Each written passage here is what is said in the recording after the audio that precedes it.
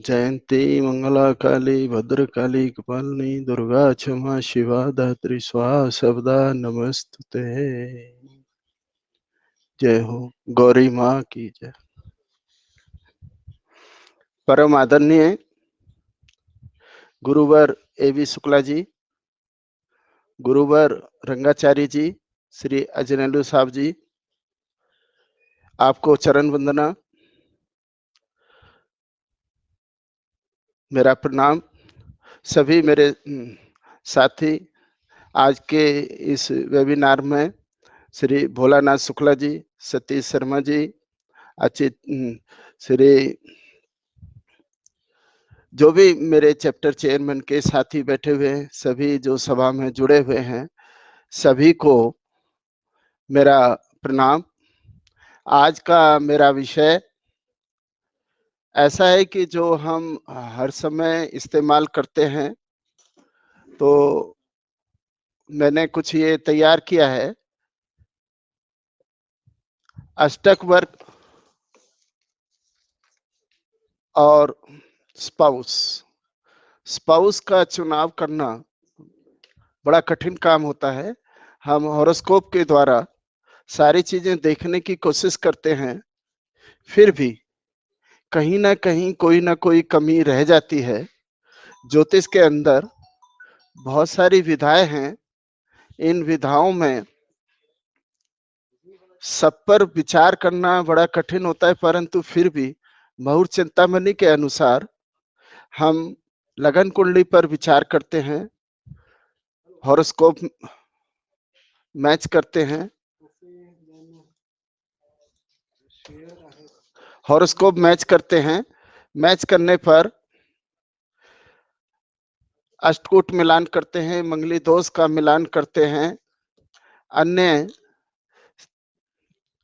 विचार करने के बाद फिर भी कहीं ना कोई कमी रह जाती है, तो इसका मतलब है कि हमें कुछ और विधाओं पर भी मुहूर्त चिंतामणि के साथ साथ विचार करना चाहिए। इसलिए मैंने अष्टक वर्ग के ऊपर ये काम करने का कोशिश किया। जब अष्टक वर्ग पर हमने काम किया तो हमें काफी चीजें मिली कि यदि मुहूर्त चिंतामणि के साथ साथ मुहूर्त के अनुसार दाम्पत्य सुख का विचार यदि अष्टक वर्ग के द्वारा भी किया जाए तो बहुत अच्छा रहता है। इस विषय के ऊपर मैंने डॉक्टर पीवी रमन साहब का भी आशीर्वाद लिया हुआ है और के.एन. राव साहब का। विशेषकर खुल के बात करने का हमारा दो ही आदमी से ज्यादा हो रहा, श्री एम.एन. केदार जी और रंगाचारी जी।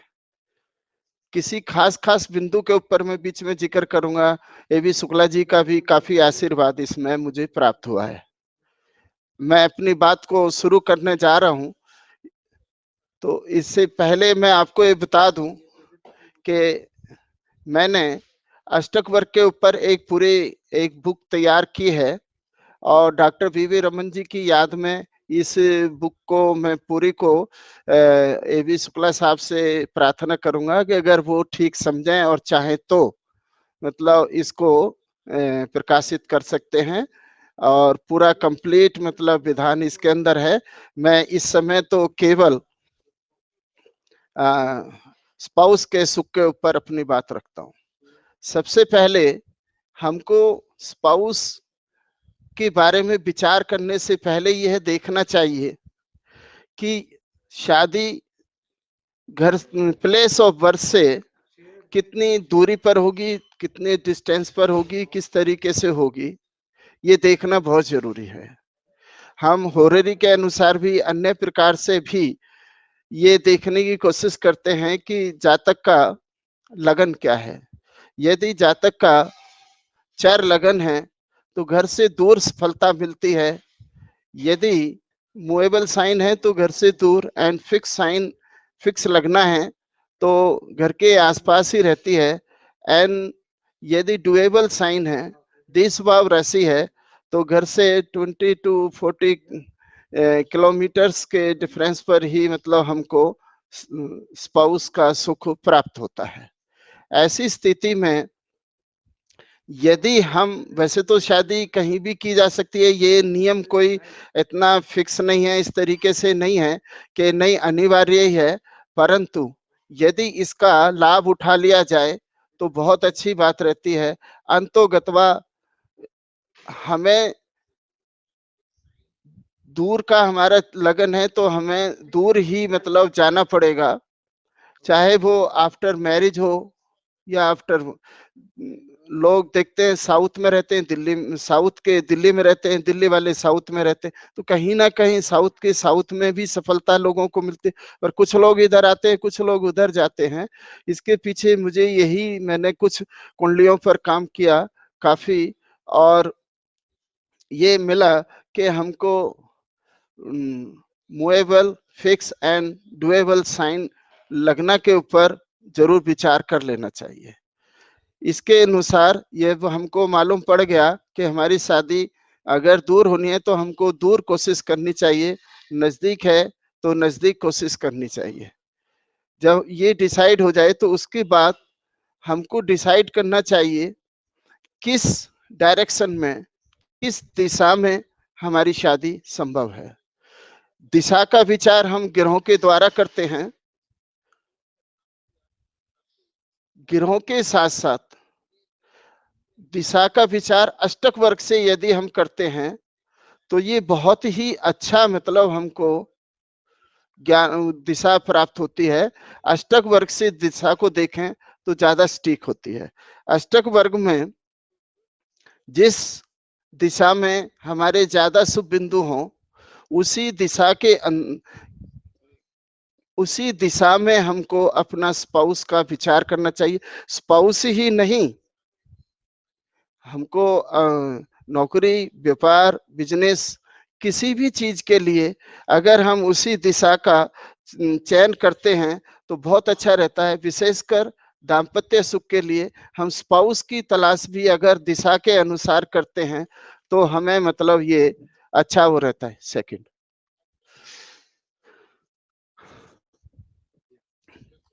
दिशा का ज्ञान अष्टक वर्ग के द्वारा हम सब जानते हैं।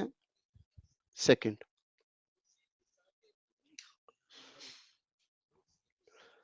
राशियों की दिशा होती है। हाँ, ये राशियों की दिशा होती है। आप देखें, एरीज, लियो एंड सेजिटेरियस, मेष, सिंह, धनु राशि की ईस्ट दिशा होती है, एंड टॉरस, कन्या, मकर, वर्गो, कैप्रिकॉन की साउथ दिशा होती है, एंड जेमिनी, तुला, कुंभ, लिब्रा, एक्वेरियस की वेस्ट होती है, and cancer, Scorpio and Pisces राशि की नॉर्थ होती है। ये हम सभी जनरल बात है, हमारे सभी हम लोग जानते हैं। हर प्रकार से हम मुहूर्त में भी, वास्तु में भी, अन्य जगह इस्तेमाल करते हैं। मेरा यहाँ विषय केवल इतना है कि दिशा देखनी है। मेष, एरीज, लियो एंड सेजिटेरियस, इन तीनों राशियों का सर्वाष्टक वर्ग के बिंदुओं से, जो कि चार्ट में आप देख रहे हैं स्क्रीन के ऊपर, इनका टोटल करें।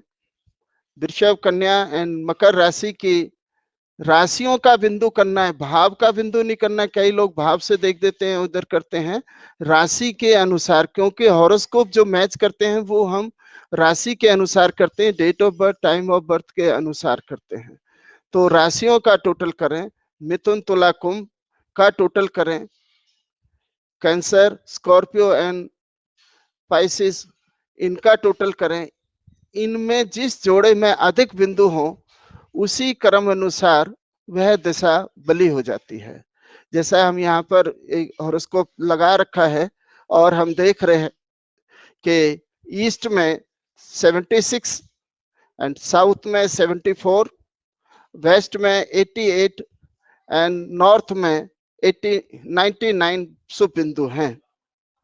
इस क्रम के अनुसार नॉर्थ दिशा हमको बली दिखाई देती है और नॉर्थ के साथ में नॉर्थ वेस्ट, यानी नॉर्थ में भी किधर, नॉर्थ तो एक पॉइंट होता है, उस पॉइंट से हम किस तरफ को बढ़ें। यहाँ पर हमने देखा नॉर्थ ईस्ट भी हो सकता था, नॉर्थ वेस्ट भी हो सकता था। अक्सर ये ऐसे ही होते हैं, जब भी टोटल करके हम देखते हैं कि चारों दिशाओं में एक जैसे बिंदु नहीं आते, बहुत ही कम संभावना होती है कि व्यक्ति को चारों दिशाओं में बराबर बराबर से नंबर आ जाते हैं। वह भी एक स्थिति बनती है, ऐसे व्यक्ति बहुत ही खुशनसीब होते हैं कि जिनको चारों में ही होती है। वह स्थिति कब बनती है? वह स्थिति बनती है जब लगन कुंडली के अंदर ग्रह हमारे सब अलग अलग भावों में, एक एक भाव छोड़ के दूर दूर पूरे 12 के 12 भाव में सातों ग्रह बिखरे हुए हों। जहां ग्रह एक से अधिक इकट्ठे किसी एक भाव में हो जाते हैं तो ये बिंदु भी फिर अलग उस तरीके से नहीं आते हैं, सभी भावों में नहीं आते, किन्हीं दो भाव में ज्यादा आ जाते हैं। तो अधिकतर कहीं ना कहीं एक से ज्यादा, दो से ज्यादा ग्रह किसी भाव में बैठे रहते हैं। तो यहाँ पर हमने देखा नॉर्थ वेस्ट हमारी दिशा निकलती है, अर्थात यदि हम किसी भी कार्य के लिए नॉर्थ वेस्ट को अगर चुनते हैं तो मतलब ऐसी स्थिति में हमको लाभ प्राप्त होगा। ये केवल स्पाउस के लिए ही नहीं, स्पाउस के लिए तो विशेष है, ये जरूर देखना चाहिए। आप फॉरेन ट्रेवल करना चाहते हैं, आप बिजनेस का विस्तार करना चाहते हैं, आपकी प्लेस ऑफ बर्थ दिल्ली है, तो दिल्ली से हम किस तरफ जाने की कोशिश करें, तो जिस जोड़े में, जिस दिशा में अधिक बिंदु आते हैं, यदि उस दिशा में अगर हम जाने की कोशिश करते हैं तो हमें लाभ मिलेगा। इस प्रकार चाहे आप मतलब घूमने के लिए जाते हैं या किसी तरह ट्रेवलिंग करते हो, कुछ भी करते हो मतलब, तो दिशा का जरूर ध्यान रखें।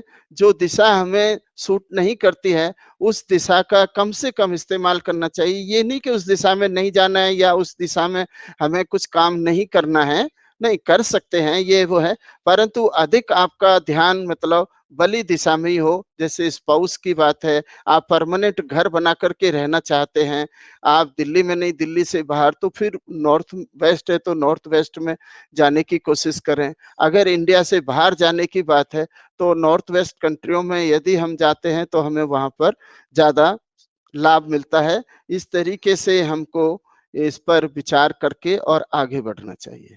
दिशा के बाद हमको सबसे जरूरी एक अगला पॉइंट, सभी पॉइंट जरूरी हैं, मतलब इनमें ज्यादातर जिधर हमको लाभ दिखाई देता है उस तरफ ही हमको बढ़ना चाहिए। इसके बाद अवस्था का ध्यान रखना चाहिए। 3 अवस्थाएं होती हैं, बाल अवस्था, युवा अवस्था एंड वृद्ध अवस्था। बाल अवस्था तो चलो पेरेंट्स के साथ रहते हैं, जैसे भी होती है, बट युवा अवस्था, स्पाउस के लिए युवा अवस्था का बलि होना बहुत जरूरी है। जब युवा अवस्था बलि होती है तो स्पाउस के सुख, कोई कमी भी हो हॉरोस्कोप में फिर भी वो चल जाती है, परंतु यदि युवा अवस्था में कम बिंदु आ जाते हैं और हॉरोस्कोप में कोई कमी भी ना हो, अच्छी स्थिति हो, तब भी स्पाउस के सुख में कमी रहती है। इसका विचार अष्टक वर्ग में मैंने 2-3 किताबों को इस पर लिया है। जितनी भी मैं बातें कर रहा हूँ, ये मुकुंद बल्लभ पर्वतीय, फलदीप का, डॉक्टर विनय आदित्य जी, और मतलब मेरे पास कुछ पुराने वशिष्ठ जी हमको भारतीय विद्यावन में शुरू शुरू में पढ़ाते थे। कभी कभी के एन राव साहब तो किसी भी विषय पे ले लेते थे, तो उन सबको मैंने इकट्ठा करके जोड़ने की कोशिश की है। मतलब तो अवस्थाओं का विचार हम भाव वाइज करके देखें, first house, second house, third house and fourth house. First to fourth बाल अवस्था होती है। कुछ ने 12th से लिया है, परंतु अधिकतर मान्यता ये इस तरीके से है, ये थोड़ा वाद विवाद का विषय है कि 12th से लें कि फर्स्ट से लें, ये संस्था इस पर विचार कर सकती है। पर मोटा मोटी जो है वो इस तरीके से ये हम फर्स्ट हाउस से फोर्थ हाउस तक बाल अवस्था को लेके चल रहे हैं। 5th हाउस से 8th हाउस तक युवावस्था एंड 9th हाउस से 12th हाउस तक हमने वृद्ध अवस्था को लिया, ओल्ड एज को लिया है। तो यहाँ पर आप देखें कि कौन सी अवस्था में शुभ बिंदु हैं। सबसे ज्यादा मैंने कहा कि बाल अवस्था तो किसी तरीके से निकल जाती है, कम हो तो कोई दिक्कत नहीं है, परंतु युवा अवस्था में अधिक बिंदु होना बहुत जरूरी है। और इससे एक संकेत और भी मिलता है, अगर ओल्ड एज में भी कम बिंदु हैं तो युवावस्था में ही ओल्ड एज का जरूर अपना इंतजाम कर लेना चाहिए। ओल्ड एज में किसी तरह की परेशानी आ सकती है। ओल्ड एज में आजकल हम सब जानते हैं ओल्ड होम बन रहे हैं और बन रहे हैं, काफी तरह की दिक्कत आ रही है, परंतु वो विषय आज हमारा नहीं है। हम विषय केवल स्पाउस के सुख के ऊपर ही कर रहे हैं। तो यहाँ पर जो उदाहरण दे रखा है, इसमें हम देखें कि युवा अवस्था में सबसे कम बिंदु है, 97 बिंदु हैं। जातक अच्छा पढ़ा लिखा है, जातक की अच्छी नौकरी, सब कुछ बढ़िया था, सारा कुछ ठीक होते हुए भी युवा अवस्था यहाँ बिंदु कम दिखाई दे रहे हैं। युवा अवस्था उतनी अच्छी नहीं रही जैसी कि हो सकती थी, होनी चाहिए थी। उसके कुछ भी कारण हो सकते हैं। ये बिंदु तो अपना काम कर रहे हैं, यही हमारी किस्मत है, यही हमारा भाग्य है। इसीलिए कहते हैं कि भाग्य के लिखे को मिटाया नहीं जा सकता। तो मिटाया इसलिए नहीं जा सकता क्योंकि मैं अपने इन बिंदुओं को कम या बढ़ती या ज्यादा नहीं कर सकता। ये जितने हैं उतने हैं ही। प्रयत्न कर सकते हैं खुश रहने का। तो यहाँ पर कुछ भी जिम्मेवारी हो सकती है, पेरेंट्स की जिम्मेवारी हो सकती है, किसी के माँ बाप बीच में चले जाते हैं, भाई बहन की जिम्मेवारी छोड़ जाते हैं, या अन्य प्रकार से कुछ भी रहे, कुछ ना कुछ आपको युवा अवस्था में कमी रहेगी। और जब युवा अवस्था में कमी रहती है, ये विचार मैंने इसलिए कहा कि स्पाउस के सुख में कमी रहती है। स्पाउस ने आपका क्या बिगाड़ा है? स्पाउस को तो सुख चाहिए। तो हमें ये देखना बहुत जरूरी है कि दोनों को, हस्बैंड वाइफ दोनों को युवा अवस्था में कम बिंदु नहीं होने चाहिए। यदि हस्बैंड वाइफ दोनों को कम बिंदु होते हैं तो स्पाउस के सुख में कमी रहती है। उनको हम कितना ही कुछ भी करने की कोशिश करें, पर सुख को लाया नहीं जा सकता। इसलिए इन अवस्थाओं के ऊपर जरूर विचार कर लेना चाहिए। कम से कम दोनों हस्बैंड वाइफ के बीच में, लड़का लड़की के बीच में मिलान करते समय इस बात को भी गौर से देख लेना चाहिए कि युवा अवस्था में दोनों को कम ना हो। एक को कम है तो चलेगा, पर दोनों को यदि कम हो जाते हैं तो बड़ा मुश्किल होता है। इसलिए सब कुछ ठीक होते हुए अगर युवा अवस्था हमारी खराब आ जाती है, युवा अवस्था हमारी निर्बल आ जाती है, तो इस कारण भी स्पाउस के सुख में कमी रहती है। इस पर मिलान करते समय विचार करने की जरूरत है। आगे हम बढ़ते हैं। सबसे पहले हमने दूरी का विचार करा, मूवेबल, स्थिर एंड डुएबल साइन को देख करके डायरेक्शन, दिशा का ज्ञान किया, अवस्था का करा। उसके बाद विचार आता है कुंडली मिलान का। इतना देखने के बाद तब हम कुंडली मिलान पर विचार करें। मिलान हम कई प्रकार से करते हैं, अष्टकूट मिलान करते हैं, ग्रह मिलान करते हैं, अशुभ दोष भी देखते हैं, दशा अंतरदशा, दीर्घायु, अखंड सौभाग्यवती, सारी चीजों पर विचार करते हैं। मंगली दोष का विशेषकर विचार हम करते हैं क्योंकि इससे भी दाम्पत्य सुख में कमी आती है। मिलान में सब करने के बाद जब हम परंपरागत, मतलब जो हमारा भारतीय परंपरा है गुण मिलान करने की, गुण मिलान करने के बाद अष्टक वर्ग के द्वारा भी मिलान हमको करना चाहिए। सबसे पहले तो यही आराम से कई प्रकार से देखने की कोशिश करेंगे, जहां एक मत हो जाए वही हमको अपनाना है। यहाँ पर वर और कन्या की राशि को देखें, चंद्र राशि के अनुसार मिलान होता है। यहाँ भी हमने भी चंद्र राशि ही ली है। यहाँ पर मत है कि लड़के की जो जन्म राशि है, उस राशि में लड़की को अधिक बिंदु होना चाहिए। यानी 30+ होना चाहिए। और लड़की की जो राशि है, उस राशि में लड़के को अधिक बिंदु होना चाहिए। यदि दोनों बच्चों को 30+ बिंदु होते हैं, तो ऐसी स्थिति में बाकी मिलान में अगर कोई कमी है तो वो भी ज्यादा कष्टकारी नहीं होती है, और वो कमी की पूर्ति हमारे ये बिंदु कर देते हैं। और ऐसी स्थिति में दाम्पत्य सुख अच्छा होता है, उन दोनों बच्चों का मेल अच्छा रहता है, एक दूसरे के साथ अच्छी चलने की कोशिश करते हैं। परंतु अगर ऐसा संभव नहीं है तो क्या दिक्कत आएगी?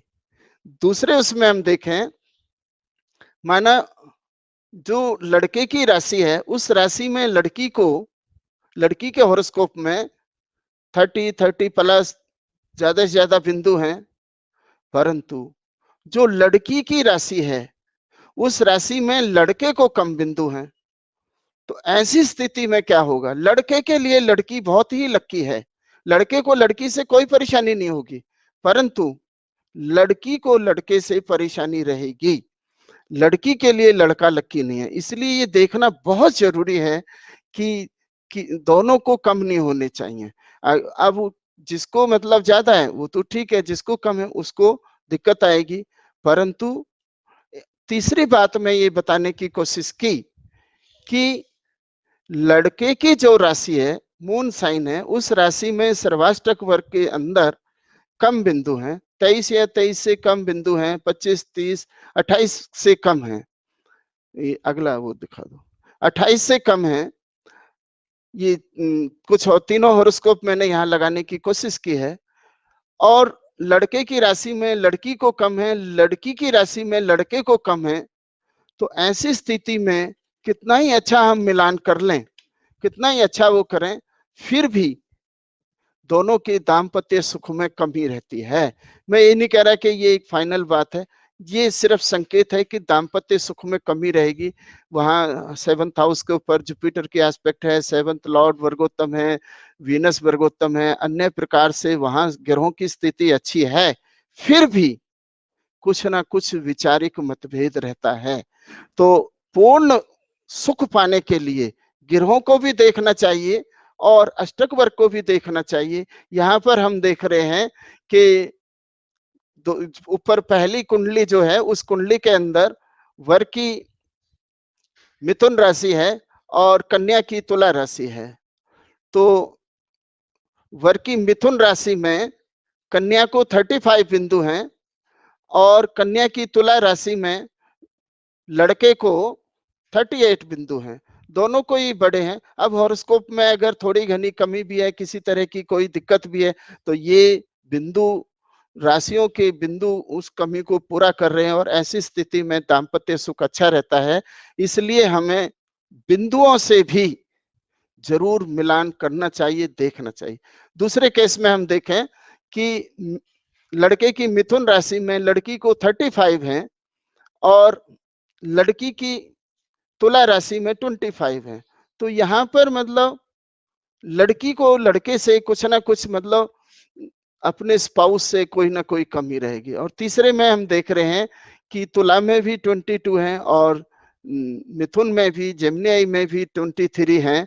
तो ऐसी स्थिति में दोनों में कमी होने के कारण दाम्पत्य सुख में कमी रहती है और हमको किसी न किसी प्रकार से परेशानी का सामना करना पड़ता है। ऐसी स्थिति में हमको यह देखना बहुत जरूरी है कि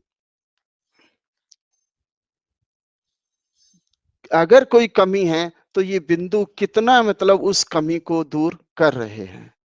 इसके बाद हम आगे बढ़ते हैं कि हॉरोस्कोप मैच करने के बाद अभी थोड़ा सा मिलान करना और बाकी रह गया, उस पर भी विचार करें।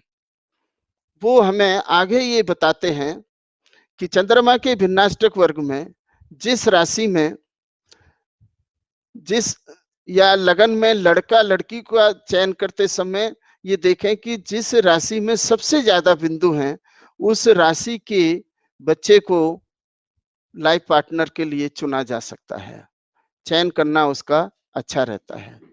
ये एक पॉइंट दिया है। ये 5-6 पॉइंट है जहां लगातार एक ही ग्रह आ रहा है बार बार, उस को पर विचार हमको लाइफ पार्टनर के लिए करना चाहिए।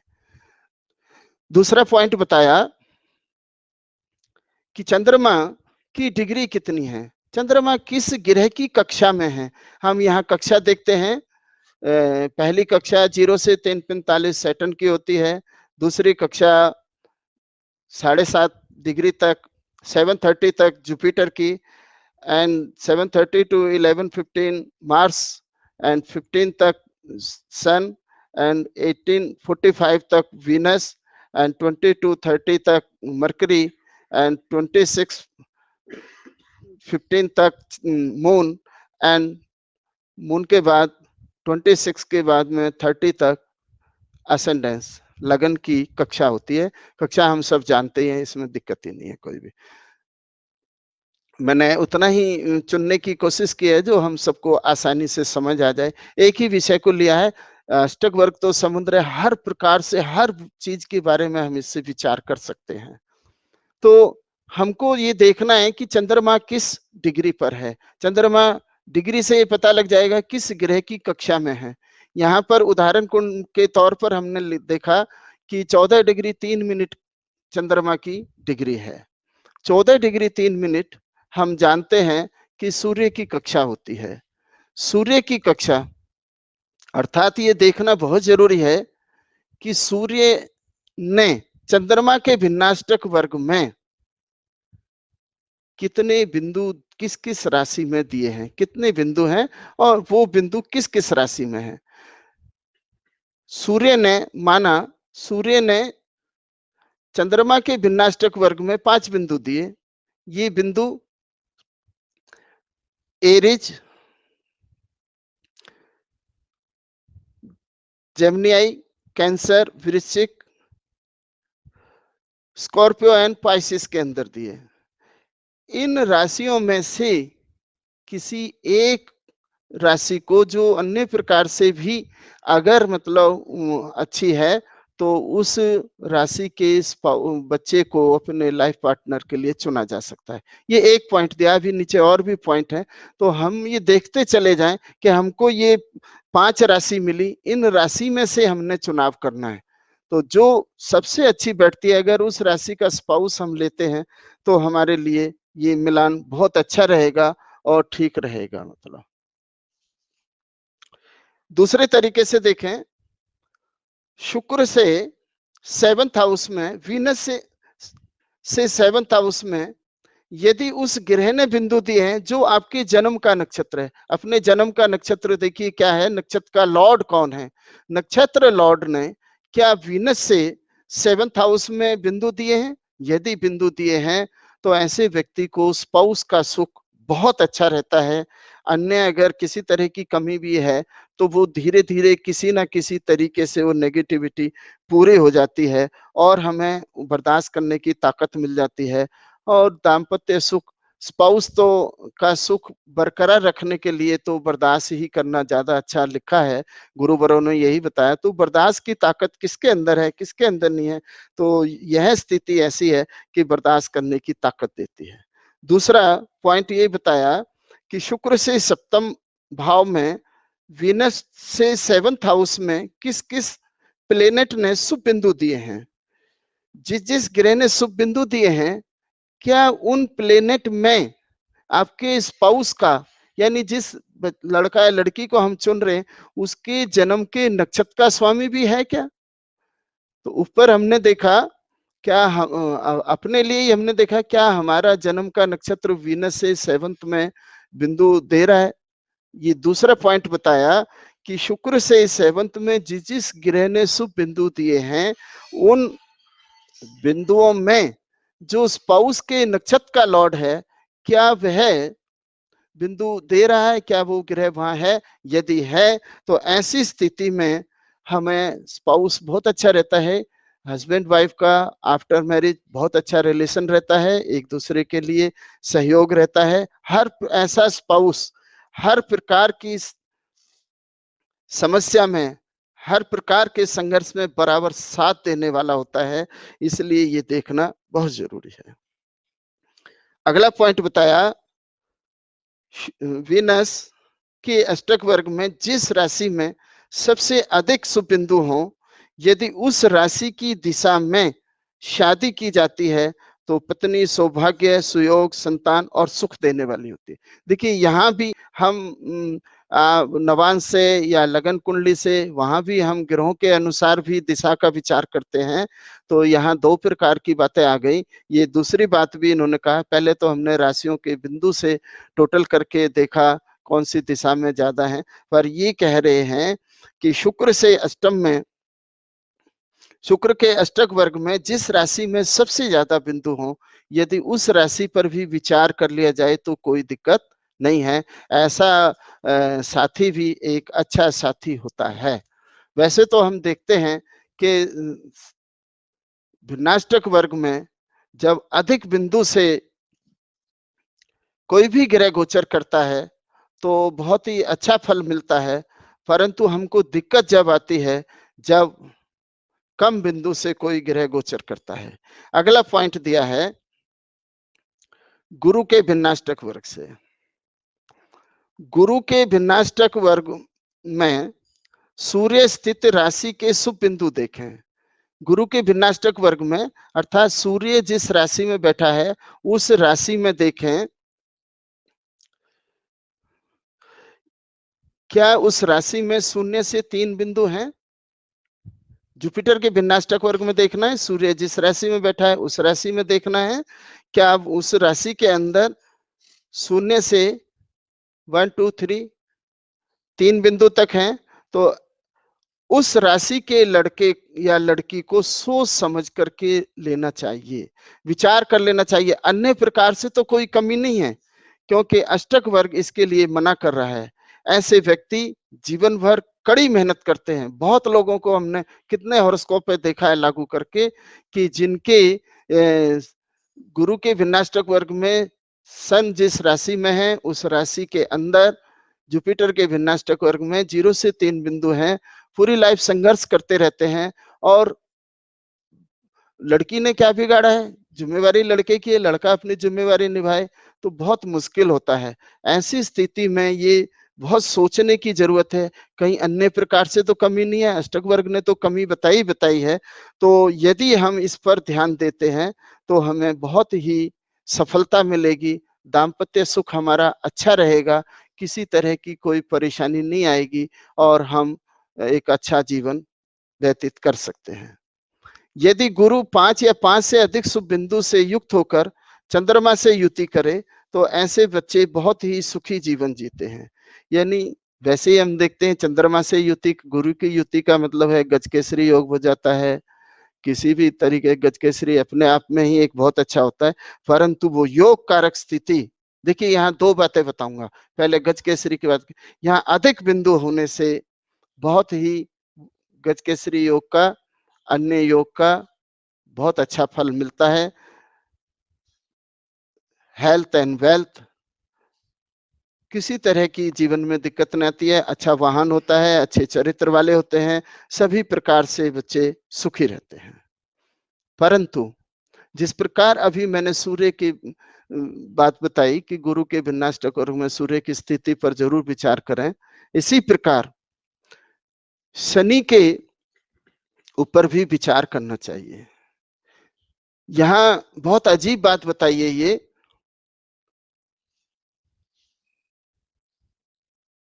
शनि लगन में ससयोग कारक होकर के बैठा है क्या?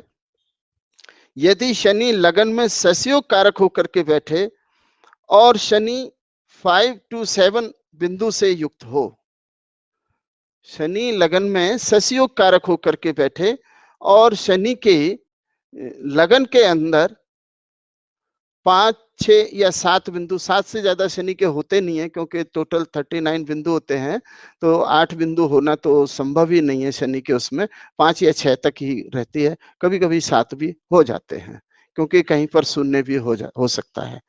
तो 5 से 7 बिंदु के बीच में है, तो ऐसे जातक की आयु मध्यम आयु होती है। तो मध्यम आयु होने के कारण कुछ विद्वानों ने तो अल्प मध्यम माना है। मैंने इसके ऊपर पंडित मुकुंद बल्लभ पर्वतीय जी को भी सुना है और आप विनय दत्त जी को देख सकते हैं और भी देख सकते हैं। कितने उनको मैंने देखा है। खुद डॉक्टर बीवी रमन साहब से भी मैंने ये बात पूछी थी, सर ये क्या बात है? तो उन्होंने कहा जिस प्रकार, उन्हों का तो गोलमोल जवाब था क्योंकि बहुत ज्यादा हमको टाइम नहीं मिलता था और बहुत ज्यादा समय भी नहीं मिला। मैंने साकेत में 94 में ही पढ़ाना शुरू कर दिया था, तो वहाँ कई बार हमने उनका स्वागत किया।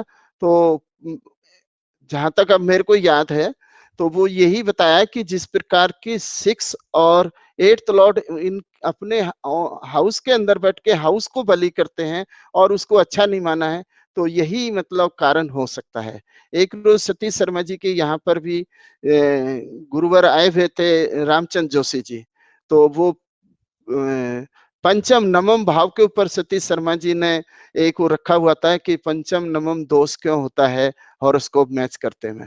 तो पूरा एक दिन का सेमिनार रखा था, तब ये बात हमने वहां पर रखी। तो उन्होंने यही कहा कि मतलब शनि का ज्यादा बलि होना कई प्रकार से, एक तो वो ससयोग में भी हो गया और बिंदु से भी हो गया। ऐसी स्थिति में बचपन से ही बाय बर्थ अच्छी संपन्नता रहती है, परिवार अच्छा होता है और सब चीजें होती हैं, परंतु कोई ना कोई ऐसा कारण जरूर बन जाता है कि वो मध्यम या अल्प मध्यम आयु होती है। तो मध्यम या अल्प मध्यम आयु को शादी करते समय जरूर विचार कर लेना चाहिए, क्योंकि कुंडली मिलान करते समय अन्य प्रकार से यदि दीर्घायु का योग बनता है और ये सस योग भी है, तो ऐसी स्थिति में हमको सोच समझ करके कदम उठाना चाहिए। वरना सस योग बहुत अच्छा होता है, परिवार अच्छा होगा और चीजें अच्छी होंगी, धनमाया की कमी नहीं होगी, पर उस धनमाया का क्या करें जो जीवन साथी युवा अवस्था में ही हमारा साथ छोड़ जाए। तो 2 बार सोच करके देखना, तभी मिलान करना, इसको भी बहुत अच्छा नहीं माना है। यदि कन्या को अष्टम भाव में 28 या 28 से बिंदु होते हैं, अधिक बिंदु होते हैं, तो वो सौभाग्यवती होती है। हालांकि अष्टम भाव के अंदर ज्यादा बिंदु होना कोई बहुत अच्छी बात नहीं है, क्योंकि और किसी भाव में जाकर के कम हो जाएंगे, जिस भाव में कम होंगे उसमें दिक्कत आएगी। फिर भी जिस प्रकार किसी भी फीमेल हॉरोस्कोप में Brihaspati Jupiter in 8th, Jupiter in 8th अच्छा होता है, पर वही जेंट्स की कुंडली में जुपिटर इन 8th खराब होता है। तो यहाँ पर ये विचार करने की बात है, ये बताया गया है कि किसी भी फीमेल हॉरोस्कोप के अंदर 28 या 28 से अधिक शुभ बिंदु 8th हाउस में हो तो अखंड सौभाग्यवती का योग होता है। तो इस पर हमको विचार करना चाहिए, तब आगे करना चाहिए। अभी और भी बातें बताई। एक और बात, बड़ी सुंदर बात बताई कि दाम्पत्य सुख किस प्रकार से सभी प्रकार से अच्छा रहे, कभी दिक्कत ना आए। दिक्कत 2 ही तरह से आती है, हेल्थ और वेल्थ।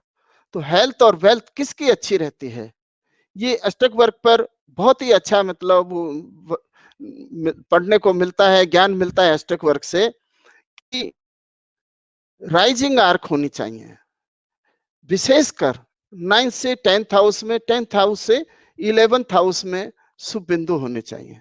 ओझा जी ने फलदीपिका में करपात्री महाराज जी का उदाहरण दिया है, वहां पर और भी मतलब उदाहरण है। वैसे आप किसी की भी कुंडली में इस बात को देख सकते हैं। ये लिखा है कि 9th से 10th में, 10th से ज्यादा अगर 11th में हो तो वो व्यक्ति अच्छा हर कार्य में अच्छे सफल होते हैं, बिजनेसमैन होते हैं। और 11th हाउस बली होने का मतलब है 7th हाउस बली, क्योंकि थर्ड 7th हाउस और 11th हाउस, 7th हाउस के त्रिकोण है दोनों।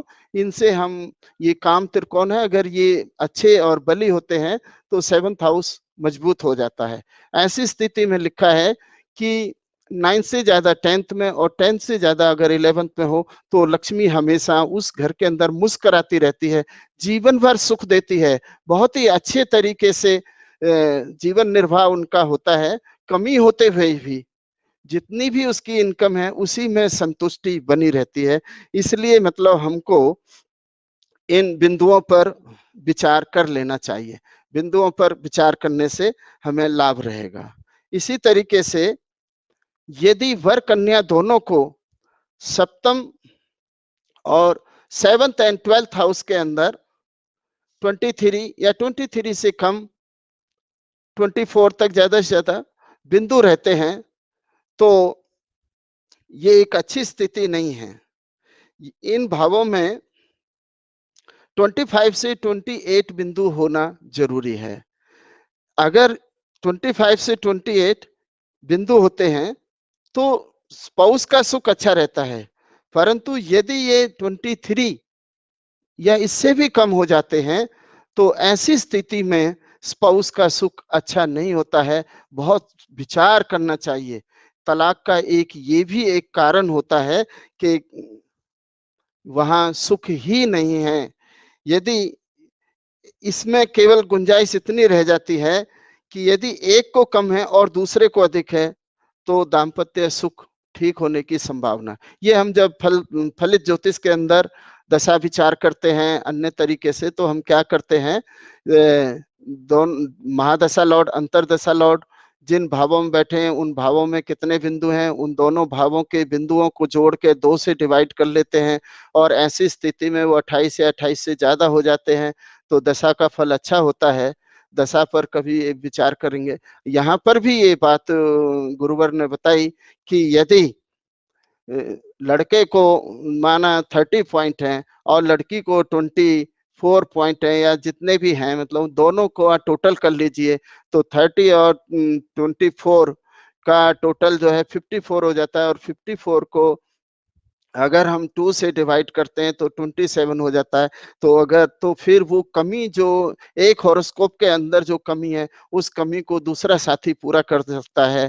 यानी हमारे मुहूर्त चिंतामणि के अंदर साफ संकेत ये मिलता है कि यदि एक हॉरोस्कोप में जो कमी है, यदि किसी हॉरोस्कोप में कमी है तो वह दूसरे हॉरोस्कोप में सेम कमी नहीं होनी चाहिए। अगर दोनों हॉरोस्कोप के अंदर सेम कमी होगी तो स्पाउस का सुख मिलना बहुत मुश्किल है। स्पाउस का सुख तभी मिल सकता है कि एक दूसरे के दोष का निवारण होता हो। किसी में कोई कमी है, किसी में कोई कमी है, तो वो कमी दूर हो जाती है। दोनों में एक जैसी कमी हो तो बहुत मुश्किल हो जाता है। जैसे हम मंगली दोष का विचार करते हैं तो वहां पर सब देख लेते हैं दोनों बच्चे मंगलिक हो तो वो ठीक रहता है, परंतु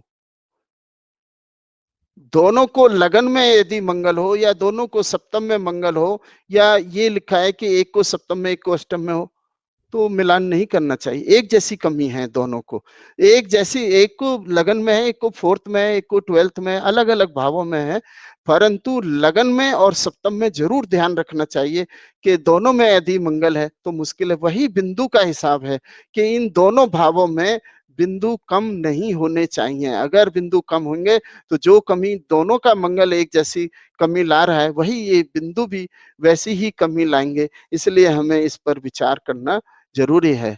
ये उदाहरण कुंडली यहाँ पर हमने दी है, वैसे सब बात तो समझ आएगी, फिर भी ये पहली कुंडली पंडित जवाहरलाल नेहरू जी की है, और यहाँ पर हम 7th हाउस को देखें तो 7th हाउस में 18 पॉइंट है। 18 पॉइंट का मतलब है कि आपका जीवन साथी आपके अनुसार नहीं होगा, आपका जीवन साथी आपसे कमी वाला होगा, और वो कितना सुख दे पाएगा ये भविष्य बताएगा। हम ये नहीं कह रहे। आप सभी जानते हैं कि यहाँ 18 पॉइंट किस तरफ इशारा कर रहे हैं। नेहरू जी की क्वालिफिकेशन आपको पता है, नेहरू जी का परिवार आपको पता है, उनका सब कुछ आपको पता है, और उनकी धर्मपत्नी आदरणीय कमला नेहरू जी के बारे में भी आपको पता है, उनकी क्वालिफिकेशन क्या थी, दोनों के अंदर क्वालिफिकेशन डिफरेंस कितना था और कितना था, फिर भी ये एक शादी हुई। ये क्यों शादी हुई, ये आज अभी यहाँ पर हम विषय दूसरा है हमारा, पर केवल मेरा यहाँ इशारा यही है कि दोनों के अंदर कितना अंतर था। तो ये 18 बिंदु यहाँ इस तरीके से देते हैं। दूसरे हॉरोस्कोप में हम इंदिरा गांधी का हॉरोस्कोप है, यहाँ पर 22 बिंदु हैं, 7th हाउस में 22, और ये 22 भी सेम वही ऊपर वाली कुंडली का संकेत दे रहे हैं। तो आप जान सकते हैं कि इंदिरा गांधी क्या थी, उस पर वो परिवार कैसा था, और दूसरा फिरोज खान या का परिवार किस तरीके से था, किस तरीके से कितनी सक्सेस हुई नेहरू जी की शादी, कितनी सक्सेस हुई इंदिरा गांधी की शादी। और तीसरा हॉरोस्कोप भी हम राजीव गांधी का देखें तो यहाँ पर भी 19 बिंदु हैं। यह बिंदु भी सेम संकेत दे रहे हैं। हम सब जानते हैं ये, इसके ऊपर बोलना बिल्कुल भी ठीक नहीं है। मैं यहाँ ये कहना चाहता हूं, ठीक है स्पाउस का सुख कम होगा, परंतु 7th हाउस और 12th हाउस दोनों में कम बिंदु होना, ये मारक भाव होते हैं। इन भावों के अंदर यदि कम बिंदु होते हैं और जब अशुभ ग्रहों की मार्केस इत्यादि की जब महादशा आती है तो आदमी किसी न किसी बड़ी परेशानी से गुजरता है। यहाँ पर हम देख रहे हैं एक जैसी स्थिति से तीनों कुंडलियां गुजरी और बहुत ही कष्टपूर्ण स्थिति रही। मतलब तो ऐसे बिंदु केवल स्पाउस के ही सुख में कमी नहीं लाते हैं। ये बिंदु जब मार्केस की दशा आती है उस समय भाव निर्बल है, भाव में तो भाव की अंदर मारकता बढ़ जाती है और हमें किसी भी मृत्यु तुल्य कष्ट से मतलब गुजरना पड़ जाता है। तो इस तरीके से हमने हॉरोस्कोप मैच करने की कोशिश की। अब इसके बाद हमारा दूसरा विषय चालू होता है। दूसरा विषय शादी के अंदर मुहूर्त का मतलब हमको विचार करना चाहिए। यदि हम शादी के अंदर मुहूर्त का विचार नहीं करते हैं तो बहुत ही दिक्कत है। सामान्य तौर पर हम अष्टक वर्ग की बात करेंगे, मुहूर्त को अष्टक वर्ग के अनुसार देखने की कोशिश करेंगे, परंतु सामान्य तरीके से भी हम देखें कि मुहूर्त कौन सा देखा जाता है। जिस समय लामा फेरे का विचार किया जाता है, जिस समय बच्चा मंडप के अंदर पहुंच जाता है, वहां नवग्रहों का पूजन करने के बाद देवताओं का आह्वान करने के बाद हम फिर कन्या आती है और पानी ग्रहण संस्कार होता है, और उस पानी ग्रहण संस्कार के अंदर वो जो टाइम होता है दोनों बच्चों के हाथ में, वह सही मुहूर्त होता है। उस टाइम पर यदि लगन शुद्धि ठीक हो तो दिक्कत नहीं आती है। अगर वो टाइम अगर हमारा निकल जाता है और लगन शुद्धि उस समय अच्छी नहीं होती है तो हमें दिक्कत आती है। तो ये तो वहां की बात है, पर इसके साथ साथ मुहूर्त पंचांग स्थिति के साथ साथ अष्टक वर्ग पर भी हमको विचार करना चाहिए। किस तरीके से अष्टक वर्ग से विचार हम करते हैं? जब हॉरोस्कोप मैच हो जाता है, शादी की डेट डिसाइड हो जाती है, शादी की डेट डिसाइड करने के लिए त्रिबल शुद्धि होती है। तो त्रिबल शुद्धि कह लो या इसे मुहूर्त कह लो, मैं दोनों को एक ही साथ जोड़ के बताने की कोशिश कर रहा हूं। सूर्य के भिन्नाष्टक वर्ग में जिस राशि में शून्य बिंदु हो, अर्थात वर कन्या किसी को भी उस मास में शादी नहीं करनी चाहिए। सूर्य के शून्य बिंदु जिस राशि में होते हैं, प्रतिवर्ष उस महीने किसी न किसी अरिष्ट से, किसी न किसी परेशानी से हमको गुजरना पड़ता है। विशेषकर दाम्पत्य सुख, स्पाउस के सुख के लिए ये बताया गया है कि ये अधिक लंबा नहीं चलता है। किसी के साथ कोई बड़ी मेजर दुर्घटना घटी हो, एक्सीडेंट अन्य कोई, तो कृपया अपने हॉरोस्कोप में देखें कि उस मंथ सूर्य कितने शुभ बिंदु से गोचर कर रहा था। क्या वो 0, 1, 2, 3 से कर रहा था या 4+ से कर रहा था? निश्चित तौर पर अगर कोई दुर्घटना घटती है और सूर्य अधिक बिंदु से गोचर कर रहे होते हैं तो वो उतनी मेजर प्रॉब्लम वहां नहीं आती है, पर यदि कम बिंदु से गोचर कर रहा हो तो बड़ी से बड़ी दिक्कत मतलब वहां पर आती है। इसलिए कहा कि जिस महीने, विशेषकर सूर्य जिस महीने 0 बिंदु से गोचर कर रहा हो उस महीने शादी नहीं करनी चाहिए। अगर हम उसमें नहीं शादी करते हैं तो स्पाउस का सुख लंबा नहीं चलता है किसी भी तरीके से। हमने और ग्रहों का भी वर्णन किया है, पहले इसी को देख लेते हैं। इसके बाद सन के बाद चंद्रमा की बात आई। चंद्रमा के भिन्नाष्टक वर्ग में जिस राशि में शून्य बिंदु है, उस राशि के अंदर 3 नक्षत्र होते हैं। हर राशि में 3 नक्षत्र हैं, 13 डिग्री 13 डिग्री 3 20 30। तो जिस राशि में चंद्रमा के 0 बिंदु हैं, पहले तो वो उस राशि से जब चंद्रमा गोचर करता है तो हर महीने हमारे सामने कोई ना कोई दिक्कत परेशानी, वो 2.25 दिन बहुत ही दिक्कत वाले रहते हैं, परेशानी से होता है। परंतु हमारा विषय आज मतलब ये दूसरा है। यहाँ पर हमारा विषय है कि यदि चंद्रमा के जिस राशि में शून्य बिंदु हैं, उस राशि के 3 नक्षत्रों में भविष्य में कभी भी कोई भी शुभ कार्य नहीं करना चाहिए, विशेषकर शादी नहीं करना चाहिए। मैंने कई केस में देखा है कि बहुत लंबा नहीं, कई केसों में तो मेरे ही एक रिलेशन में शादी थी, पर उन्होंने जबरदस्ती रख ली क्योंकि, और मैंने कहा ये नहीं चलेगी, तो हफ्ते 10 दिन के अंदर ही वो दिक्कत आ गई। यानी बहुत जल्दी कोई ना कोई दिक्कत आने की संभावना। शादी, मैंने कहा कोई भी कार्य करते हैं, मुहूर्त करते हैं और कुछ करते हैं, गृह प्रवेश करते हैं, पैसा अधिक खर्च करते हैं कहीं किसी काम में, तो क्या वो नक्षत्र, जिस नक्षत्र में हम उस कार्य को कर रहे हैं, वह हमको सुख देने वाला है? इस पर विचार करना जरूरी है। तो तलाक के केस में यह भी एक कारण बनता है। जब हम इस विचार करते हैं, कई बार हम देखते हैं बृहस्पति बहुत अच्छे, परंतु लड़कियों के केस में बहुत विचार करने की जरूरत है बृहस्पति की, जुपिटर की। जुपिटर रेट्रोग्रेड तो नहीं है, अगर रेट्रोग्रेड है तो इसका मतलब उस कन्या को प्रॉब्लम है। इसी प्रकार ये शून्य बिंदु यहाँ हैं, इन नक्षत्रों में हमको शादी नहीं करनी चाहिए। जिस महीने सूर्य, सन एंड वीनस अधिक बिंदु से गोचर करें 5 to 8, उस महीने किया गया विवाह बहुत ही सुखकारी होता है, पूरा जीवन सुख से गुजरता है, बहुत अच्छे उससे गुजरता है और लाइफ बहुत अच्छी रहती है। मैं एक विशेष बात करने की कोशिश कर रहा हूं, थोड़ा ध्यान देना और जीवन में इसको देखने की कोशिश करना। मैं 100% वो नहीं हूं, परंतु जो मैं बताने जा रहा हूं ये बिल्कुल ही, मतलब मैं 100% श्योर हूं कि ये ऐसे ही होता है, और मैं हर वर्ष प्रति वर्ष इस विषय को देखता हूं। आप भी इसको देखने की कोशिश करना।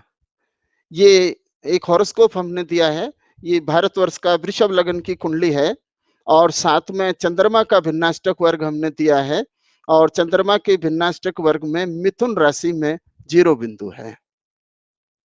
ये 0 बिंदु पर विचार करके देखना और पीछे चलते चले जाना हर साल।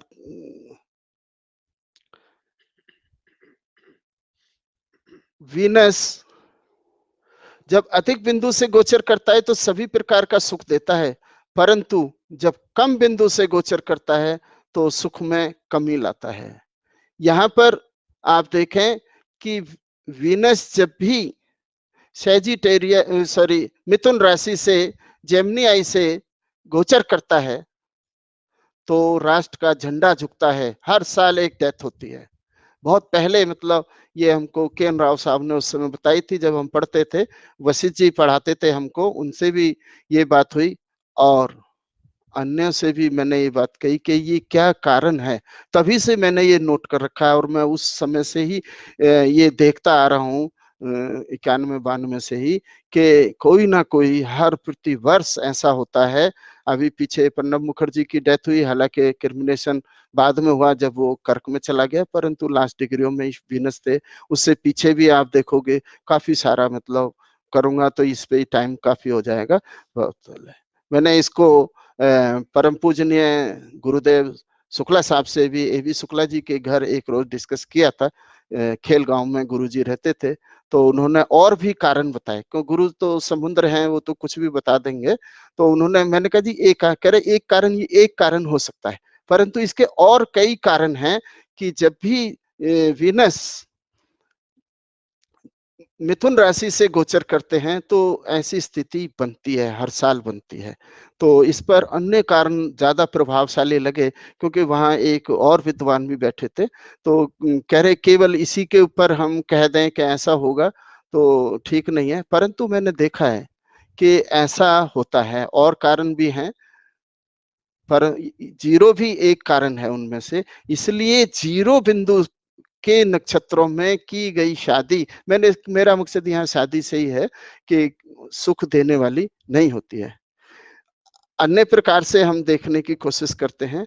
शुक्र का, वीनस का राशि स्वामी वीनस के भिन्नाष्टक वर्ग में 5 या 5 से अधिक शुभ बिंदु से होते हैं तो सभी प्रकार के सुख साधनों का उस व्यक्ति को आनंद आता है, साधनों में वृद्धि होती है, स्पाउस का सुख अच्छा रहता है।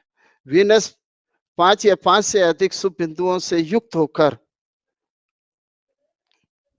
एरिज या स्कोर राशि में हो और शुभ ग्रहों से दृष्ट हो तो जातक के पास धन, संपत्ति, मान, प्रतिष्ठा, राजनीति अच्छी होती है।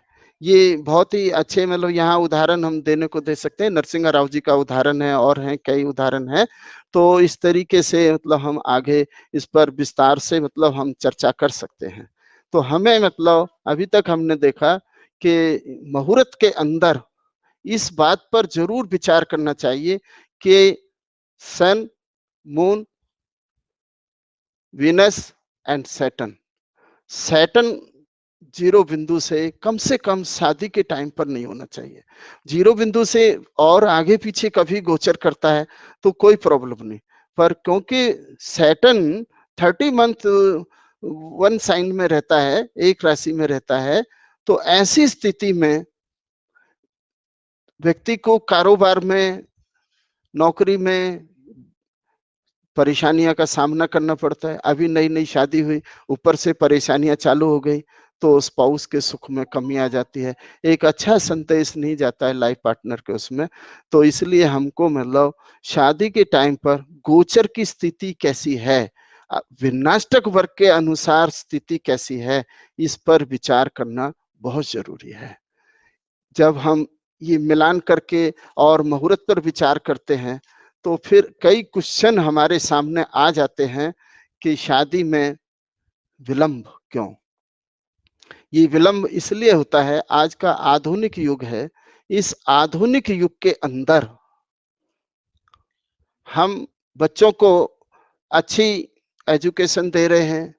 आज लड़का और लड़की में कोई फर्क नहीं है, दोनों को हम बराबर का दर्जा दे रहे हैं। जितना पैसा हम लड़के के ऊपर करते हैं उतना ही पैसा हम लड़की के ऊपर भी खर्च कर रहे हैं। तो इसका मतलब हम बच्चों को संस्कार से भी दूर कर रहे हैं। आज जब शादी योग्य बच्चे हो जाते हैं तो हॉस्टल में रहते हैं, दूर रहते हैं। दिल्ली का बच्चा बॉम्बे रह रहा है, बॉम्बे का बच्चा दिल्ली में रह रहा है, तो वो कैसे हमारे संस्कारों को ले सकता है। परंतु जो बच्चे संस्कार लेते हैं उनको दिक्कत नहीं आती है। फिर भी हमारी दादी एक श्लोक बताती थी, 8 महा 9 कार्तिक नहाई, 10 बैसाख अलौनो खाई, तब पति सलोनो पाई। यानी 8 माह का महीना जनवरी का महीना होता है, हम स्नान किया, 8 माह 9 कार्तिक, और शादी से 9 साल पहले कार्तिक स्नान करना शुरू कर दिया, तो तब जाकर के मतलब ये फिर हॉरोस्कोप के अंदर जो अड़चने होती हैं वो नहीं आती हैं। आज की तारीख में ये संभव नहीं है। मैं शुरू से ले रहा हूँ, जो संभव होगा वो हम उस पर ज्यादा जोर देंगे। उसके बाद आता है गणगौर गौरी पूजन।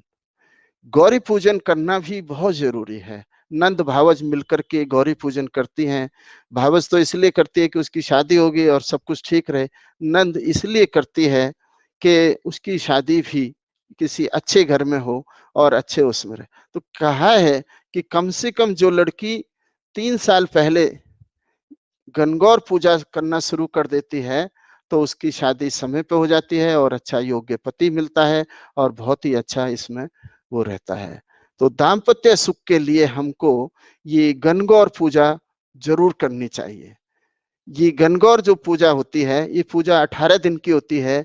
ये रंग वाली होली से शुरू होती है, धुलेंडी वाले दिन से शुरू होती है और तृतीय नवरात्रि तक होती है, यानी 18 दिन चलती है।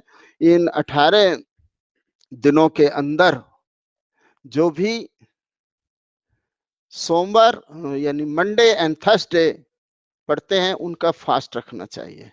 और ये एक बहुत ही अच्छा मतलब ये त्योहार होता है। इसके अंदर प्रतिदिन रुक्मणी हरण की कथा और रामायण के अंदर बालकांड में दिया है, जहां पर पुष्प वाटिका में भगवान फूल तोड़ने जाते हैं और गौरा सीता माता गौरा जी की पूजा करने जाती है, तो वो मतलब हमको उस समय करना चाहिए। कुछ लड़कियों को वैसे इसमें और भी, जब हम अगर इतना नहीं कर सकते हैं तो हम जो है और भी कुछ इसमें वो कर सकते हैं। ये बहुत ही अच्छा मतलब हमारे पर विधान है कि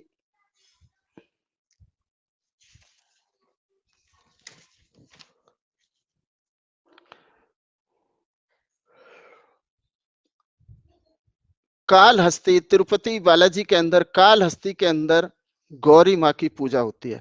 केवल मैंने देखा गौरी माँ वहां पर अलग ही गौरी माँ का मंदिर है, शिव पार्वती भी हैं, पर गौरा माँ को अलग से दिया है। वहां ये विधान बहुत ही विधि विधान से किया जाता है। अगर हम कार्तिक स्नान नहीं कर सकते, अन्य प्रकार का भी हम वो नहीं कर सकते, तो कम से कम कालहस्ती में गौरा माँ की पूजा की जाती है। और मैंने ये पाया है अपने यहाँ पर कि जो भी वहां करा के आए तो उनका बहुत जल्दी ही मतलब वो दाम्पत्य सुख उनको प्राप्त हुआ। इसलिए कालहस्ती में ये पूजा होती है और वहां पर यदि हम करते हैं तो बहुत अच्छा रहता है। इसके अलावा कालहस्ती क्योंकि दूर है और हो सकता है कि हर परिवार वहां तक ना जा सके या हो, तो हमारे बनारस में भी इसके लिए बहुत अच्छी होती है। और बनारस में पूजा का मैं 100% गारंटी से कह सकता हूँ, जो भी मैं बोल रहा हूँ 100% गारंटी से कि ऐसा ठीक हो जाता है, अगर कोई बहुत बड़ी कोई परेशानी नहीं है तो। यदि गणगौर आदि की पूजा हम नहीं कर सकते हैं तो अंगार चतुर्थी को अंगारेश्वर भगवान की पूजा कराई जाए। और गुरु पुष्य नक्षत्र में बृहस्पतिश्वर भगवान का यदि अभिषेक हम करते हैं तो जो शादी में विलंब का और दूसरे योगों का अगर जो योग बना हुआ है वह दूर होता है और अच्छा दाम्पत्य सुख मिलता है। अंगार चतुर्थी, अंगार चतुर्थी का अर्थ होता है कि मंगलवार को पड़ने वाली चतुर्थी। वैसे तो आप सब विद्वान लोग हैं, मैं तो आपके सामने बहुत ही छोटा वो हूँ, पर आप सब जानते हैं। फिर भी कुछ लोग मेरे जैसे बैठे हों उनके लिए मतलब मैंने ये कहा कि अंगार चतुर्थी प्रति बहुत जल्दी हर महीने नहीं आती है, क्योंकि मंगलवार को चतुर्थी, उसको अंगार चतुर्थी। और बृहस्पतिश्वर भगवान की पूजा गुरु पुष्य नक्षत्र वाले दिन होती है, कि गुरु पुष्य नक्षत्र में यदि हम वहां भगवान बृहस्पतिश्वर की पूजा कराते हैं तो ये बहुत ही अच्छा रहता है। ये दोनों पूजा जो है एक ही जगह पर होती हैं। ये संकटा माता मंदिर के पास में सिंधिया घाट पर मंगलेश्वर नाम से जानते हैं आजकल। अंगारेश्वर नाम पहला है और वहां लिखा हुआ भी है, परंतु सभी मंगलेश्वर कहने लग गए और मंगलेश्वर के नाम से जानते हैं।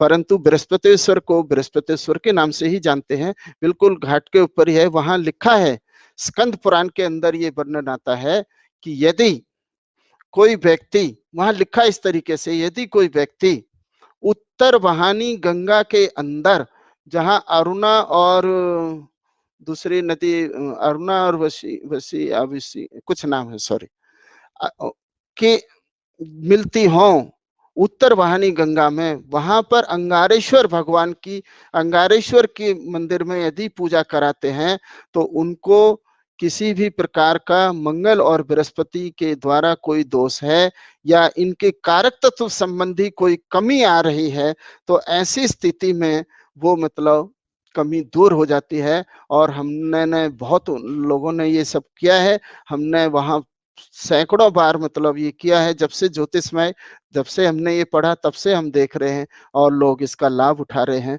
और इसका हमें बड़ा फायदा वहां पर अंगारेश्वर की पूजा से मिलता है। केवल शादी के ही लिए नहीं है, आपको मकान की प्रॉब्लम है, कोई आपको क्रोनिक डिजीज है या किसी तरह की कोई दिक्कत है, वो सब मतलब हम यहाँ पर ले सकते हैं। मतलब उस सबके लिए मतलब ये पूजा होती है। जो हमारे ग्रह कम वीक होते हैं, किसी भी सभी ग्रहों के वहाँ पूजा होती है वैसे तो, पर विशेषकर मतलब ये हम वहाँ पर इसका लाभ उठा सकते हैं। स्कंद पुराण के काशी खंड में इसको विस्तार से पढ़ सकते हैं। अगर किसी को मतलब कोई दिक्कत हो तो वो मैं मतलब उनको अलग से भी बता सकता हूँ। मतलब इसी प्रकार एक बहुत अच्छा सुझाव दिया है कि अष्टक वर्ग के अंदर यदि हमारे third house, seventh house and 11th house में बिंदु कम होते हैं तो क्या किया जाए। वीनस हमारा वीक है, वीनस के भिन्नाष्टक वर्ग में वीनस जहां पर है, जैसे उस राशि में कम बिंदु हैं, तो साउथ इंडिया के अंदर इसका बड़ा अच्छा मतलब वर्णन किया है। ऐसी स्थिति में हम ये कर सकते हैं कि उनसे लाभ उठा सकते हैं। दिल्ली के अंदर तो सरोजिनी नगर में विनायक टेम्पल है, और जगह भी बहुत अच्छी अच्छी ये पूजा होती है। और विशेषकर हमारे साउथ वाले भाई गुरुजन ज्यादा अच्छे से बता देंगे, पर जो मैंने देखा है और जिसका मैंने लाभ उठाया मैं उसका जिक्र कर रहा हूँ कि दक्षिण भारत में गणेश जी को मक्खन से अभिषेक होता है। यदि गणेश जी का मक्खन से अभिषेक किया जाए तो हमें बहुत अच्छी सफलता मिलती है, विशेषकर शादी के विलंब को दूर करने के लिए। ये पूजा सर्दियों में होती है, जनवरी के लास्ट में, फरवरी में, जब बहुत घनघोर जब सर्दी पड़ती है उस समय लगाते हैं, क्योंकि सुबह वो मक्खन लगता है और शाम तक वो रहता है। अगले दिन फिर उसका प्रसाद बनता है और लोगों में वितरित होता है। करीबन 60 किलो के करीब मक्खन उसमें लगता है। उस मक्खन में गणेश जी के साथ साथ वहां पर राम दरबार बनाया जाता है। यानी राम दरबार भी वो शादी वाला मंडप, तो सीता जी का गले में, राम जी के गले में माला डालते हुए इस तरह की वो मक्खन लगा करके और वो बनाते हैं। और वो जल्दी ही मतलब हमने पाया है कि वहां पर किसी ना किसी तरह की जो समस्याएं हमारी हैं वो समस्याएं हमारी दूर होती हैं, और बहुत ही अच्छा मतलब हमको इसका संकेत मिल जाता है कि कोई दिक्कत उनको ना आए। इसी तरीके से शादी जब हो जाती है तो कोई बात, जब बोलेंगे तभी तक। इसी तरीके से जब शादी हो जाती है तो और भी ऐसे कारण बनते हैं, जैसे संतान का विलंब से होना या संतान नहीं होना। संतान का में देरी, किसी भी तरीके से जब संतान में देरी आती है तो हमें फिर उस पर भी अष्टक वर्ग हमारा काफी विचार करता है और हमको देखना चाहिए।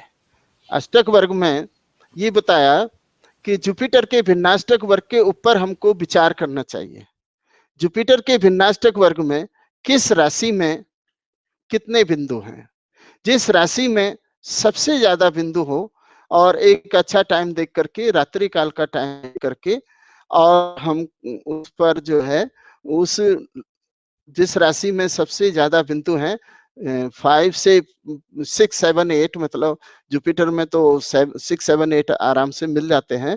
तो उस राशि के लगन को यदि हम कंसीव के लिए टाइम चुनते हैं, वो जो 2 घंटे होते हैं, उस टाइम के बीच के टाइम को भगवान को हाजिर नाजिर करके यदि हम मतलब उसको रखते हैं, तो ऐसी स्थिति में कंसीव होने की संभावना ज्यादा से ज्यादा होती है और बहुत ही अच्छे तरीके से इसका हम लाभ उठा सकते हैं।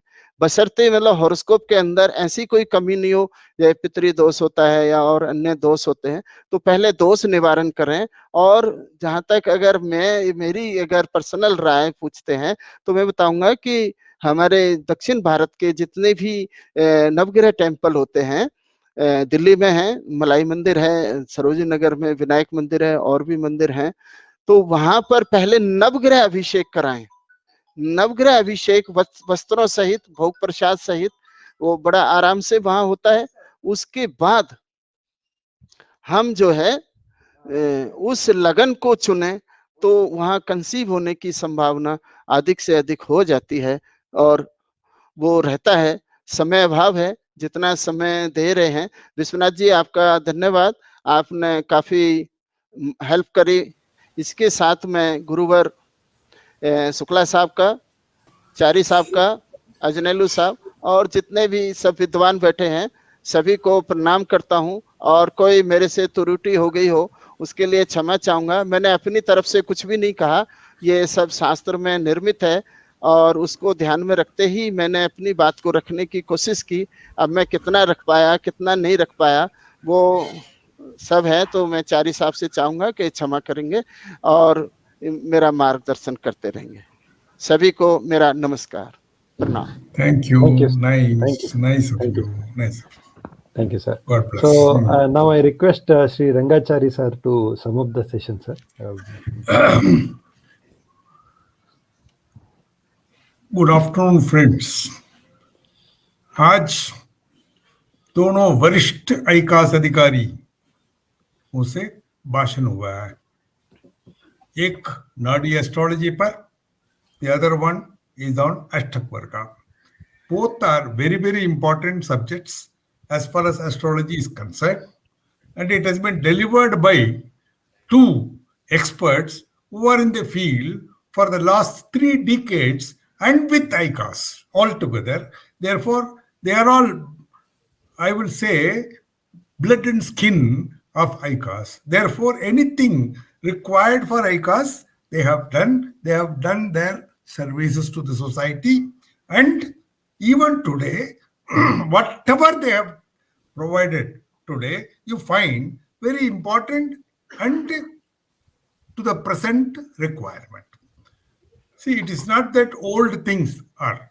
They have made it polished, applied gold on that subject, and also presented it in such a way that people admire and apply the principles once again with the new information. अब देखो नाडी system है, very simple system for purpose of understanding what is Jiva and Sarira. This was explained in a nutshell by our Professor Narsimha Alse. Fine. Our honorary Vice President, and we are definitely grateful to him. At the same time, Ashtavarga usually is been the 10th, 11th, 12th में देखो, 7th में देखो, 8th में देखो, नहीं. What he has done, Ashtavarga and marriage. How to see. And important points connected with marriage has been highlighted through Ashtavarga. Therefore, if every one of us are following these principles, I am sure the whole world will appreciate what is astrology, and therefore we are thankful to you, both Mr. Narsimha Alse as well as Mr. Parsuram Vasisht. One. Today, see one word about Narsimha Alse before we conclude. See, he was all along on a vacation at his village for some purpose. At my personal behest, he had come down to Bangalore to give the lecture. Therefore, you must understand, even at this age, a person, how dedicated he is. Or the least of it, if we say about Faridabad, chapter chairman, Mr. Parsuram Vasisht, equally dedicated to the task that is given, and he was working on it for the past 1 week. I know how many hours he has spent over the night to sum up the whole lot in a nutshell. And therefore, we are thankful to you. Thanks a lot. God bless you all. Thank you. Good luck. Thank you, sir. Thank you, sir. Thank you.